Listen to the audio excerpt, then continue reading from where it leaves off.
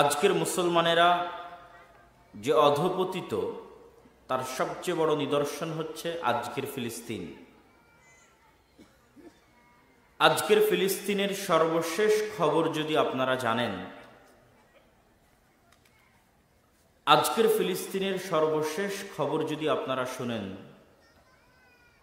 তাহলে কোনো মুসলমানের পক্ষে রাত্রিতে শান্তিতে ঘুমানো, কোনো মুসলমানের পক্ষে আমোদ ফুর্তি করা সম্ভব নয়। তাদেরকে এই অবস্থায় দেখে এবং এই অবস্থায় রেখে সমগ্র গাজা থেকে মুসলমানদেরকে বিতাড়িত করে দিয়ে মিশরের সীমান্তবর্তী রাফাহ ক্রসিংয়ে অস্থায়ী তাঁবুতে 19 থেকে 20 লক্ষ গাজার অধিবাসী মুসলমানেরা গাদাগাদি করে একদম পশু প্রাণী যেভাবে বসবাস করে সেভাবে তাদের দিনাতিপাত করছে। এবং ইসরায়েল চেষ্টা করছে যে রাফা ক্রসিংয়ে আশ্রয় নেওয়া এই অঞ্চলগুলোতেও আক্রমণ করবে, যদিও এখনো করেনি এই অঞ্চলে, কিন্তু করবে, এটা তার চিন্তা ভাবনা। তো আজকের এই দৃশ্য আমি কোরআনের যে আয়াত পাঠ করেছি সেই দৃশ্যের সাথে মিলে যায়। কোরআনের আয়াতে আল্লাহ সুবহানাহু ওয়া তাআলা বলছেন, যেটা আমি শুরুতেই তেলাওয়াত করেছি, ওয়াইয নাজ্জায়নাকুম মিন আলি ফিরআউন ইয়াসুমুনাকুম সুআল আযাব ইযাববিহুনা আবনাআকুম ওয়া ইস্তাহইউনা নিসাআকুম। হে বানু ইসরাইলেরা, স্মরণ করো সেই দিনের কথা যেই দিন আমি তোমাদেরকে বাঁচিয়ে দিয়েছিলাম ফেরাউনের কবল থেকে। কোন ফেরাউনের কবল থেকে? ইয়াসুমুনাকুম সুআল আযাব, যেই ফেরাউন তোমাদেরকে ভয়ঙ্কর শাস্তি প্রদান করত। ইযাববিহুনা আবনাআকুম, কিভাবে শাস্তি দিত? তোমাদের পুরুষ সন্তানদেরকে তোমাদের চোখের সামনে জবাই করত, চোখের সামনে ছুরি দিয়ে তোমাদের পুরুষ সন্তানদের জবাই করা হতো। ওয়া ইস্তাহইউনা নিসাআকুম, আর যদি কন্যা সন্তান হয় তাহলে বাঁচিয়ে রাখা হতো। এই ছিল ফেরাউনের অত্যাচারের ছোট্ট নমুনা যা আল্লাহ কোরআনে উল্লেখ করেছেন। এরকম হাজারো লাখ বানু ইসরায়েলের সন্তানকে জীবিত ফেরাউন হত্যা করেছে, পুরুষ সন্তানকে তাদের বাপ মায়ের চোখের সামনে। তো সেই দিন ফেরাউন হত্যা করেছিল তাদের বাপ মায়ের চোখের সামনে। আর আজকের যুগের যারা ফেরাউন, তারা হত্যা করতেছে সারা পৃথিবীর কোটি কোটি মানুষের চোখের সামনে, একজন দুইজন মানুষের চোখের সামনে নয়। বিবিসি, CNN, আল জাজিরার লাইভের সামনে, ফেসবুক, ইউটিউব, ইনস্টাগ্রামের বিভিন্ন ভিডিওর সামনে পৃথিবীর কোটি কোটি মানুষ দেখতেছে যে ওখানে হত্যা হচ্ছে, ওখানে নিরীহ মানুষকে বম মেরে হত্যা করা হচ্ছে। পৃথিবীর সকল দেশের সকল রাজা, বাদশাহ, প্রেসিডেন্ট, প্রাইম মিনিস্টার, প্রধানমন্ত্রী, রাষ্ট্রপতি সবাই দেখছে যে ওখানে হত্যা হচ্ছে। তো ফেরাউন হত্যা করত তাদের পরিবারের সামনে, বাপ মায়ের সামনে, আর আজকের যুগের ফেরাউন হত্যা করতেছে সারা পৃথিবীর সকল মানুষের চোখের সামনে। তাহলে ওই যুগের বানু ইসরায়েলেরা ওই যুগের ফেরাউনের যেমন গোলাম ছিল, আজকের যুগের মুসলমানেরা আজকের যুগের ফেরাউনের তার চেয়ে বেশি গোলাম, তার চেয়ে বেশি বড় কৃতদাস। ওই যুগের বানু ইসরায়েলদের ওই যুগের ফেরাউনের কাছে যতটুকু ভ্যালু ছিল, মূল্য ছিল, আজকের যুগের মুসলমানদের আজকের যুগের ফেরাউনদের কাছে অতটুকুও মূল্য নাই।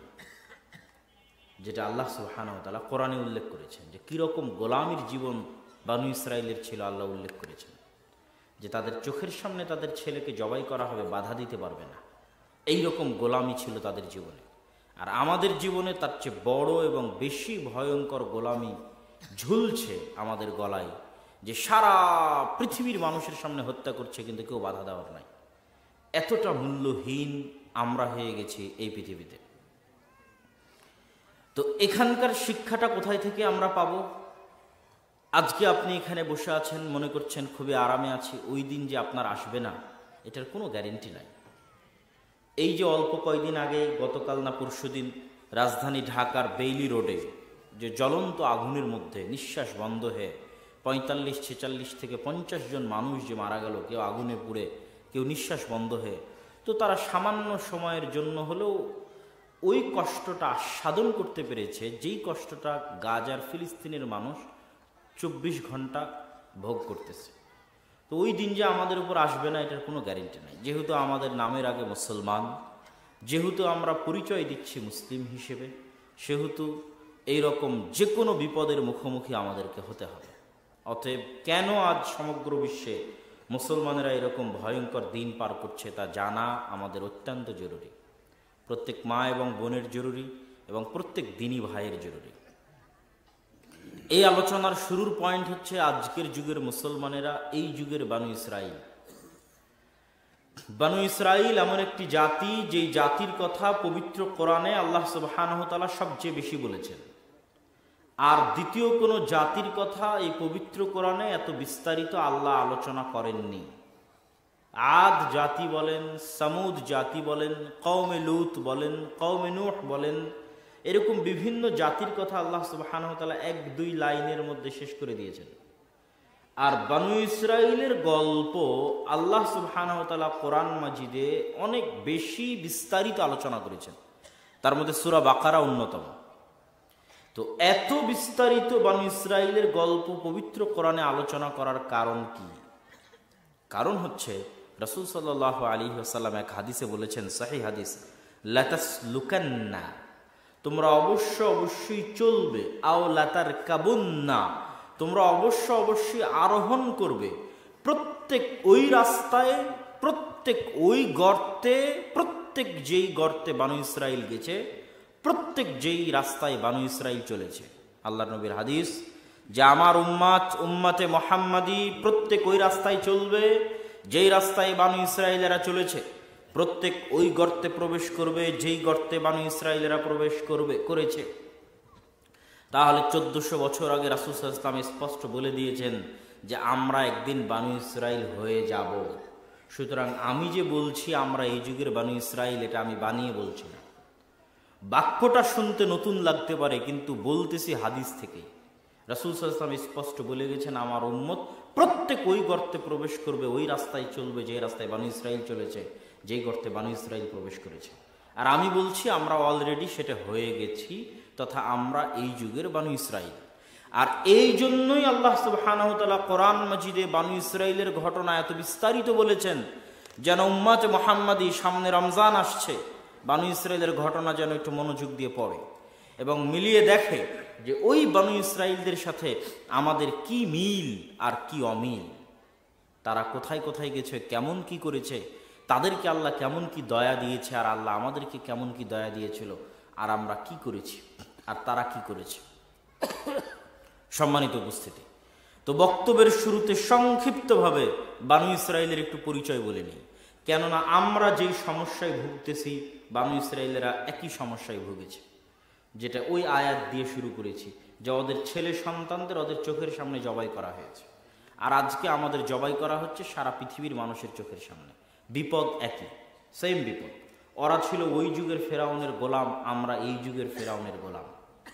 তো ওরা যেইভাবে এই ধ্বংসের রাস্তায় গেছে, আমরা এইভাবে এই ধ্বংসের রাস্তায় গেছি। ওদের জন্য উত্তরণের যে রাস্তা, আমাদের জন্য উত্তরণের সেই রাস্তা। 1400 বছরের ব্যবধানে আমরা ধীরে ধীরে ধীরে ধীরে বানু ইসরাইলে পরিণত হয়েছে। এই জন্য আল্লাহ বানু ইসরাইলের এত বিস্তারিত বর্ণনা পবিত্র কোরআনে দিয়েছেন, আর রাসূল সাল্লাল্লাহু আলাইহি ওয়াসাল্লাম ভবিষ্যৎবাণী করে গেছেন। তো বানু ইসরাইলকে, ইসরাইল হচ্ছে ইয়াকুব আলাইহিস সালাতু ওয়াস সালামের অপর নাম। ইয়াকুব আলাইহিস সালাতু ওয়াস সালামকে তিনি ইসহাক আলাইহিস সালাতু ওয়াস সালামের সন্তান, ইসহাক আলাইহিস সালাতু ওয়াস সালাম হচ্ছেন ইব্রাহিম আলাইহিস সালাতু ওয়াস সালামের সন্তান।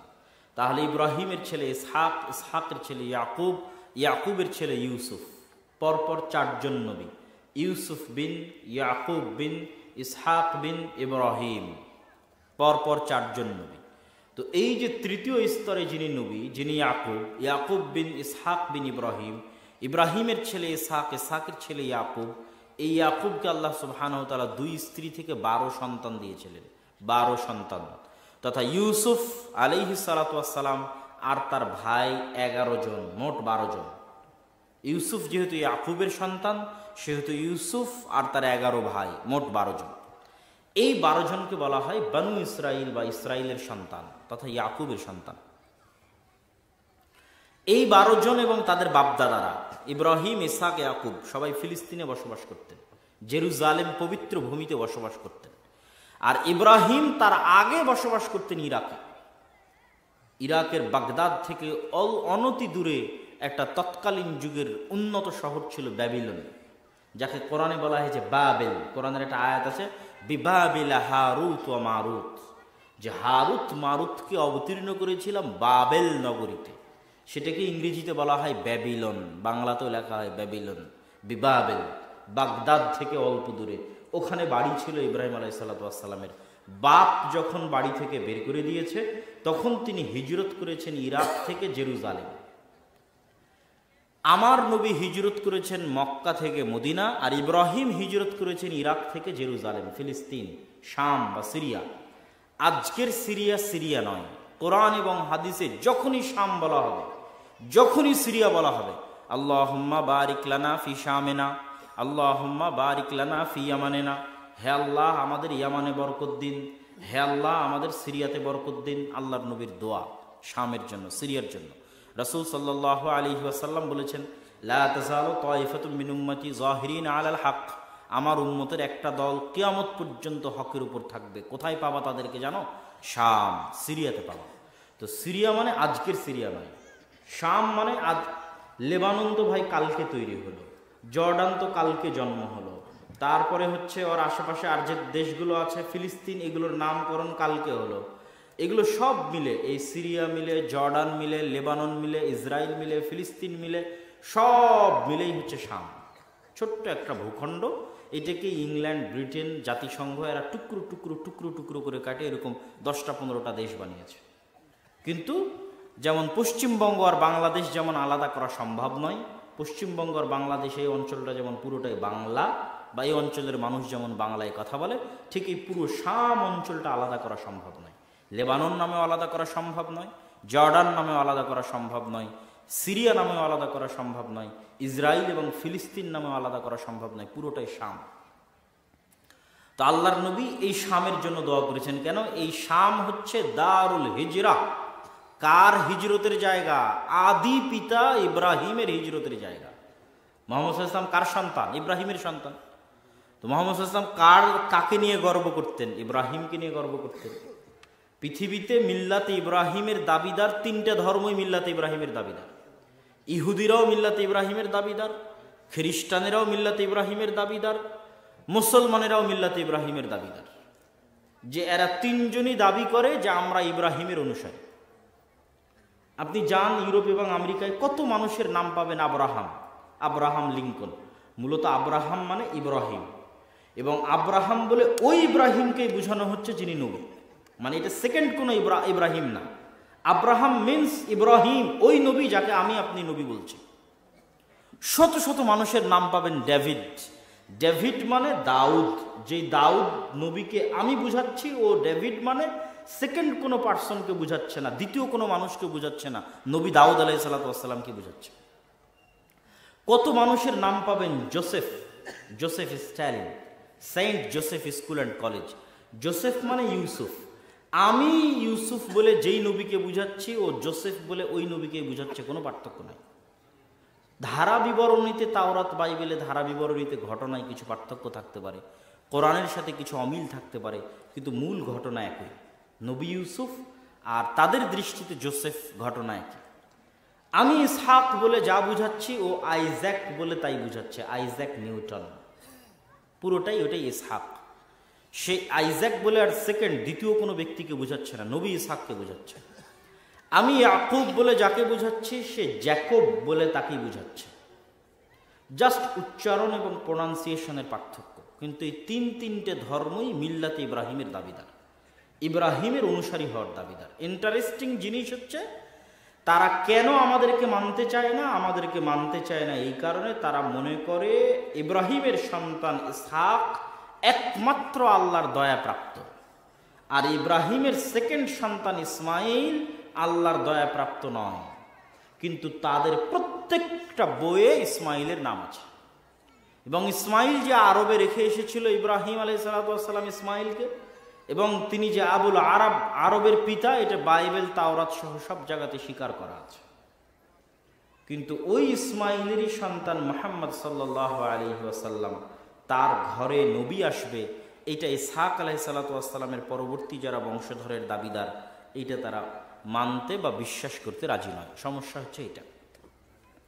না হলে এরকম অসংখ্য বিধান আছে, কমন অসংখ্য বিধান দেখাতে পারবে। ইহুদিরা 3 ওয়াক্ত সালাত আদায় করে, ওদের এক ওয়াক্ত সালাতের নাম হচ্ছে মারিব, যেটা আমরা সন্ধ্যায় পড়ি, ওরাও ওটা সন্ধ্যায় পড়ে। ওদের হিব্রু ভাষাতেই নাম আছে মারিব, আর আমরা সেটার নাম উচ্চারণ করছি মাগরিব বিল গাইন, আর ওখানে গাইনটা নাই। ওরা 3 ওয়াক্ত সালাত একদম টাইম টু টাইম তাদের সিনাগগে গিয়ে আদায় করে, আমরা আদায় করি 5 ওয়াক্ত সালাত। ওরা হচ্ছে ইয়ম কিপ্পুর। ইয়ম কিপ্পুর হচ্ছে আশুরা। আমরা যে আশুরার সিয়াম পালন করি, ওই আশুরার দিনটা ওদের কাছে নাম হচ্ছে ইয়ম কিপ্পুর, যেটা নাজাতে মুসা আলাইহিস সালামকে আল্লাহ নাজাত দিয়েছিলেন ফেরাউনকে ডুবিয়ে, ওই দিনে ওরা সিয়াম পালন করে। এরকম কত অসংখ্য। আমাদের যেরকম হালাল বিধান আছে যে এই খাবার হালাল, এই খাবার হারাম, ওদের তেমন হালাল ফুডের নাম হচ্ছে কৌশার ফুড। ইহুদিদের হালাল খাবারের নাম হচ্ছে কৌশার ফুড, মানে হালাল খাবার, যেটা ওদের দিন এবং ধর্ম অনুযায়ী হালাল। এরকম অসংখ্য বিধানাবলীতে 3টা ধর্মের মধ্যে মিল আছে, এবং এই মিল থাকাটা অস্বাভাবিক কিছু নয়, কেননা মূল উৎপত্তি স্থল হচ্ছে আল্লাহ সুবহানাহু ওয়া তাআলার নিকট থেকেই, মানুষ পরবর্তীতে বিকৃত করে দিয়েছে। বলছিলাম হচ্ছে বানু ইসরাইল হচ্ছে ইয়াকুব আলাইহিস সালাতু ওয়াস সালামের 12 সন্তান। আর কি বলছিলাম, ইব্রাহিম ইরাক থেকে শামে হিজরত করেছে। তো শামে চিরদিন বরকত থাকবে, কেন? এটা ইব্রাহিমের হিজরতের জায়গা। জেরুজালেমে চিরদিন বরকত থাকবে, কেন? এটা ইব্রাহিমের আশ্রয়স্থল। আল্লাহ সুবহানাহু ওয়া তাআলা কোরআন মাজিদে বলেছেন, সুবহানাল্লাযী আসরা বিআবদিহি লাইলাম মিনাল মাসজিদিল হারাম ইলাল মাসজিদিল আকসা আল্লাযী বারাকনা হাওলা। পবিত্রতা বর্ণনা করছি ওই সত্তার, যে আল্লাহ সুবহানাহু ওয়া তাআলা তার বান্দা মুহাম্মদকে মক্কা থেকে জেরুজালেমের মসজিদে আকসায় সফর করিয়েছেন। কোন মসজিদে আকসায়? আল্লাযী বারাকনা হাওলা, যেই মসজিদে আকসার চতুর্দিক আমি আল্লাহ বরকত দিয়ে ঘিরে দিয়েছি। বলেন আল্লাহু আকবার। এই কোরআনের 4 থেকে 5 জায়গায় স্বয়ং আল্লাহ পবিত্র কোরআনের মধ্যে জেরুজালেমকে বরকতময় বলেছে। আল আরজুল মুকাদ্দাসা আল্লাতী কাতাবাল্লাহু লাকুম, পবিত্র ভূমি যা আল্লাহ তোমাদের জন্য লিখে রেখেছে। সুতরাং এটা অবহেলা করার কিছু না। তো এই জেরুজালেমে বসবাস করতেন ইব্রাহিম, ইসহাক, ইয়াকুব। কিন্তু ওই যে ইউসুফ আলাইহিস সালাতু ওয়াস সালাম ছোটবেলায় কুয়ায় নিক্ষিপ্ত হয়ে ভাইদের ষড়যন্ত্রে মিশরের বাজারে বিক্রি হয়ে গেলেন। আজকে যেমন গাজা দিয়ে আমরা মিশরে ঢুকতেছি, ওই রাস্তা দিয়েই ওই যুগে মিশরে যাতায়াত করা হতো। ফিলিস্তিনের সাথে মিশরের যোগাযোগ ভৌগোলিকভাবে 5000 বছর আগে থেকে প্রমাণিত। ইউসুফ আলাইহিস সালাম ফিলিস্তিনের কুয়ায় পড়ে, জেরুজালেমের কুয়ায় পড়ে মিশরের বাজারে বিক্রি হয়ে গেছে। তারপরে যখন তিনি জেল খেটে, মানুষের বাড়িতে চাকর হিসেবে কাজ করে মিথ্যা অপবাদ মাথায় নিয়ে জেলে গিয়ে 7 বছর জেল খেটে যখন তিনি মন্ত্রী হলেন, তখন তিনি বাপ আর 11 ভাইকে মিশরে ডেকে পাঠালেন। এই প্রথম বানু ইসরাইল জেরুজালেম থেকে মিশর যাচ্ছে। ইয়াকুব আলাইহিস সালাম পিতা, তার 11 সন্তান এবং 11 সন্তানের স্ত্রী নাতিপুত্র মিলে 70 জনের পরিবার নিয়ে জেরুজালেম থেকে মিশরে প্রবেশ করলেন। মিশরে প্রবেশ করার পর ইউসুফের 11 ভাই এইভাবে মাথা নত করে ইউসুফের সামনে সিজদা করলেন। যখন ইউসুফের সামনে সিজদা করলেন, তখন ইউসুফ আলাইহিস সালাম বাপকে বললেন, হাযা তা'বীলুর উয়ায়া, হে আমার বাবা, এটাই ওই স্বপ্নের ব্যাখ্যা, যে স্বপ্ন আমি ছোটবেলায় আপনাকে বলেছিলাম। ইন্নী রাআইতু আহাদা আশারা কাওকাবান, যে আমি স্বপ্নে দেখছি 11টা তারকা আমাকে সিজদা করছে। এই যে 11টা তারকা আমার 11 ভাই আজ মিশরে আমাকে সিজদা করতেছে, এটাই ওই স্বপ্নের ব্যাখ্যা। এই যে ইউসুফ আলাইহিস সালাম মন্ত্রী থাকা অবস্থায় জেরুজালেম থেকে বানু ইসরাইল ইয়াকুবের 11 সন্তান 70 জনের পরিবার মিশরে চলে আসলো। ইউসুফ আলাইহিস সালাম তো মারা গেলেন, মন্ত্রিত্ব হারিয়ে গেল, রাজত্ব হারিয়ে গেল, ফেরাউন ক্ষমতায় আসলো। তো আগের সরকারের যে জোট থাকে, পরের সরকার ওর ওপর খুব কঠোর শাস্তি চালায়। তো আগের সরকারের মন্ত্রীর দায়িত্ব পালন করেছে, সহযোগীর দায়িত্ব পালন করেছে ইউসুফ আর তার ভাইয়েরা। তো পরে যখন এদেরকে সরকার থেকে উল্টিয়ে দিয়ে ফেরাউন ক্ষমতায় এসেছে, তখন যাদের উপর জুলুম আর অত্যাচার চালিয়েছে তাদের মধ্যে বানু ইসরাইল পড়ে গেছে। আরো বেশি কেন পড়েছে? যত ধর্মগুরু আছে সব ধর্মগুরু বলে যে আপনার ক্ষমতা হারিয়ে যাবে এই বানু ইসরাইলের সন্তানদের কাছে, আপনার ক্ষমতা ধ্বংস হয়ে যাবে, বানু ইসরাইলের কোনো সন্তান আপনার ক্ষমতা নিয়ে নেবে, বানু ইসরাইলের কোনো সন্তান আপনার ক্ষমতা নিয়ে নেবে। ক্ষমতা হারানোর ভয়ে ফেরাউন যত ছেলে সন্তান জন্মগ্রহণ করে সবকে জবাই করে। এই দীর্ঘ গোলামির জীবন চলেছে, ইতিহাস বলছে 300 থেকে 400 বছর। 300 থেকে 400 বছর।